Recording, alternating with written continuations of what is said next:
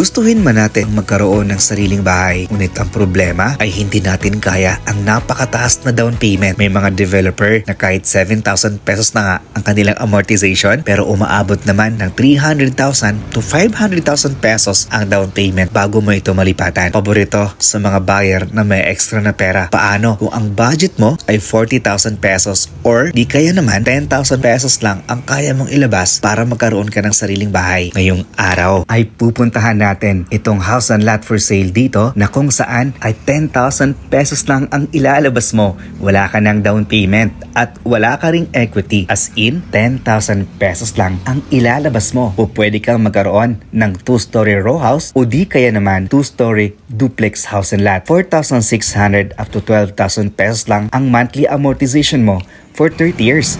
Available ito sa Pampanga, Cavite at Bulacan. Dito lang yan sa Pasinaya at Pagsibol Village by Raymulan. So yung minimum lot area natin dito ay 54 square meters at ang kanyang floor area ay 4 square meters. So since this is duplex, bali ang mangyari nito ay katulad nun ng isang bahay na nakaduplex, no? So dito meron pa itong katabi sa gilid. Yan, kasi duplex po siya. Then yung excess lot natin dito ay andito sa side.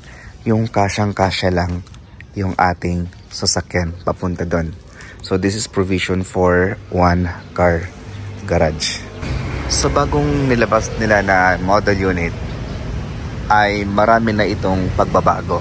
Unang-una na itong mga window natin. Yan. Before kasi ang ginagamit nila ay jalousie lang. So ngayon in-upgrade nila, ginawa na nila itong sliding window. Okay, so pasok tayo sa loob. Dito sa ating flooring, ayan, plain cement lang tayo dyan. Ang kagandahan naman dyan pag plain cement tayo, kung ano yung gusto nating kulay ng tiles, no? Texture ng tiles. Kung gusto nyo ng magaspang, kung gusto nyo ng makinis, yan. At least masusunod niyo dito sa inyong flooring. Tapos ito yung ating pintuan. Sa pintuan nila, ito ay made of steel. Ayan, so kagandahan naman dyan pag made of steel ay tagal siyang masira, lalo na pag tag-ulan at tag-araw. And of course, hindi siya inanay. Okay, so ito medyo malaki na yung kanilang floor area. Kasi before, sa Pagsibol, itong portion na to ay wala ito, open ito, no? Ngayon, ang ginawa is kinover na nila, nilagyan nila ng bubong katulad ng ginawa nila dyan. Ayan, mas lumaki pa tuloy yung kanilang kitchen area. So, dyan nila nilagay. Tapos, ikot lang tayo dito para makita ninyo. Medyo malaki na yung space ninyo sa inyong living area. Tapos, doon sa kantong yon, pwede mo nang ilagay din dyan or yung inyong living area. Tapos dito, pwede mo ritong ilagay yung inyong dining area. And since tayo ay duplex model unit, meron tayong ventilation sa front, tapos dito din sa gilid. So meron tayong 1, 2, 3, 4 na malalaking 4 na bintana.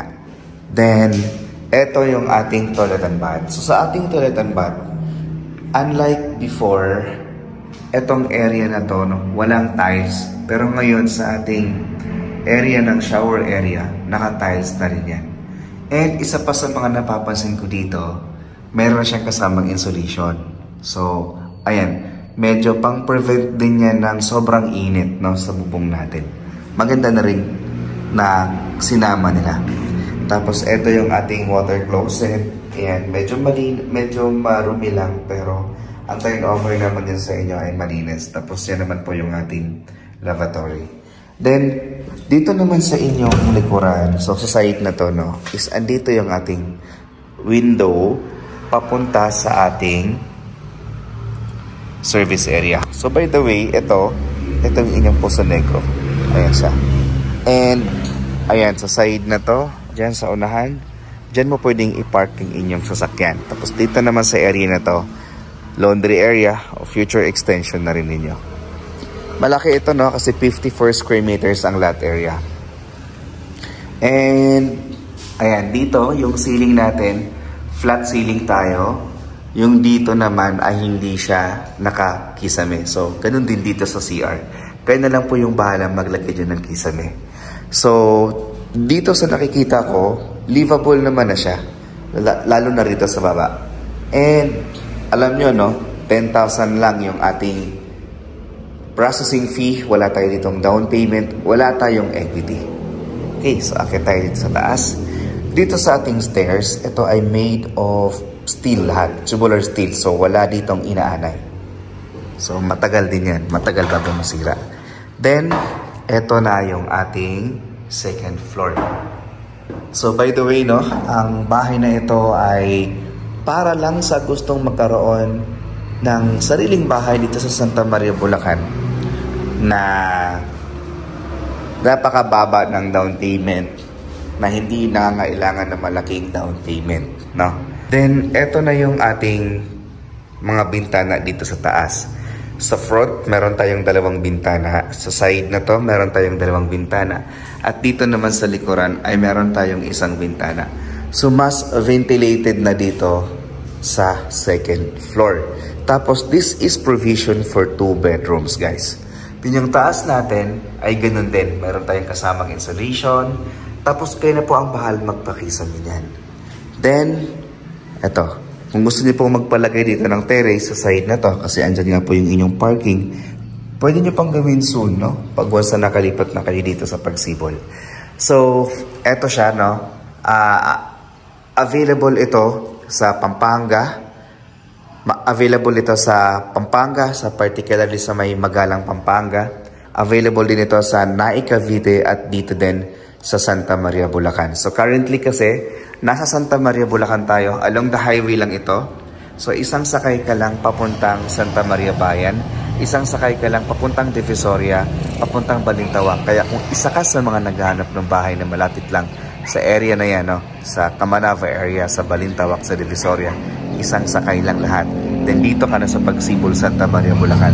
10,000 pesos lang ang ika-cash out mo, tapos ang inyong monthly amortization is nasa mga 11 to 12,000 per month sa loob ng 30 years. Meron din tayo ditong monthly amortization na townhouse. Take note guys, no? Townhouse, Pasinaya. Ang price natin dyan ay 1,000 pesos. Halos ganito din, pero hindi nga lang siya duplex kasi townhouse po siya. Wala siyang mga bintana dito sa gilid. So ang bintana lang nun sa townhouse is dito sa likod at doon sa front. Mas mura yon kaysa dito. Ganun din, 10,000 pesos lang din yung inyong ita-down. So ilalagay ko na rin dito sa gilid yung kanyang picture. Dahil hindi pa po nakatayo yung ating Pasinaya or wala tayong mapasok na bahay sa Pasinaya. Provision din po siya for 2 bedrooms. Wala nga lang tayong parking lot sa ating Pasinaya kasi nga po 36 square meters lang yung ating lot area. Okay? So available din po yan sa Bulacan, Cavite, and Magalang, Pampanga.